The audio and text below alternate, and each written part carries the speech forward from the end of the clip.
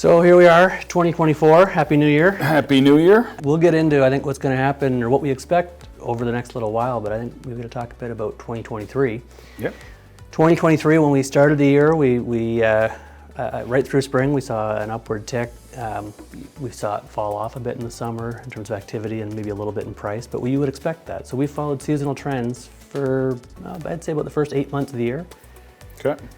What I saw was the fall didn't cooperate though. We didn't get the activity in the fall we were hoping for. No, it stayed down. I think with the interest rates remaining high, and we had a few increases over the course of the year. I think by the time we hit the fall market, people hadn't seen the relief they were looking for, and they sat on the sidelines. So we didn't see an uptick in that activity. We actually seen a bit of a drop.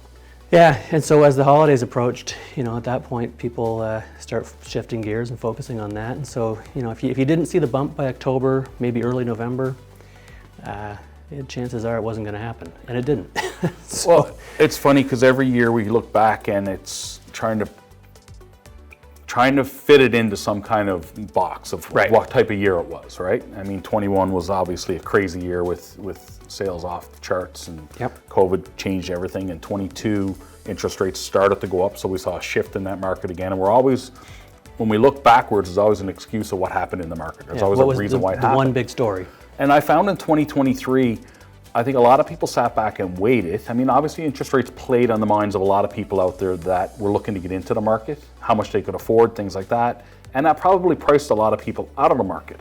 Mm-hmm. At the same time, you had a lot of sellers out there last year who said, you know what, I'm not prepared to sell my house at that price point today, and I don't need to, so I'll wait. Yeah.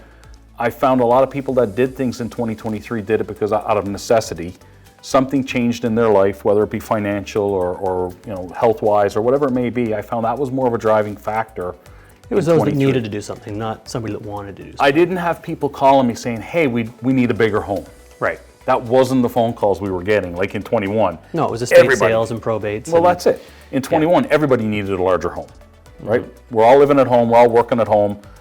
We need a bigger place for that to happen. Yep. That never happened in 2023. 2023, I was like, we can live with what we got until we know what's happening out there. Yeah, so the nice thing is that, we eight rate announcements in the course of a year, the last 3 of which were no change. Yep.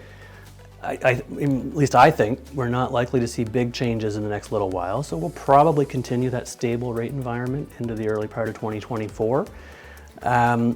I think for some that will spur a bit of confidence. Consumer or buyer confidence will be up. I would like to see buyers come back off the sidelines.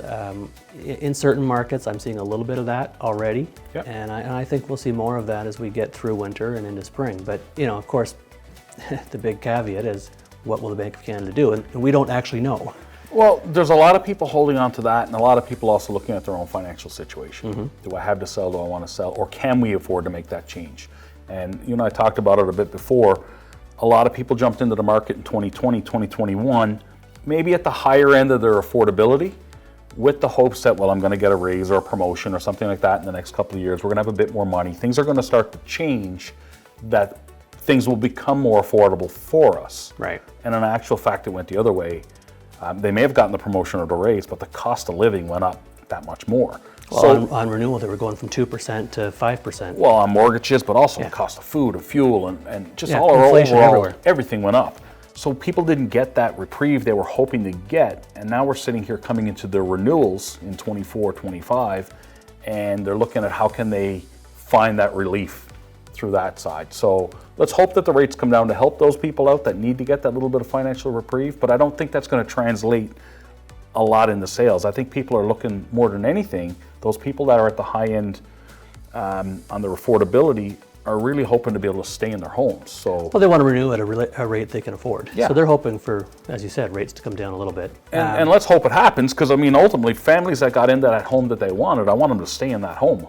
Of course, yeah. Right? No, you don't want to see distress sales at all. No, and we want to see those people to stay where they are. What we want to be able to see is the people that are looking to get into the market find an avenue to get into the market. Well, and that's where the stable rate environment and so learn from what's happened in the last couple of years, hopefully. Yeah, but the stable rate environment should help those who are looking to get in. Like, they'll start to feel a little more confident they're on stable ground. The rates aren't going to continue to rise dramatically.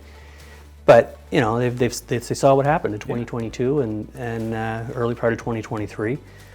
you know, they'll be doing whatever they do. They'll be doing it cautiously.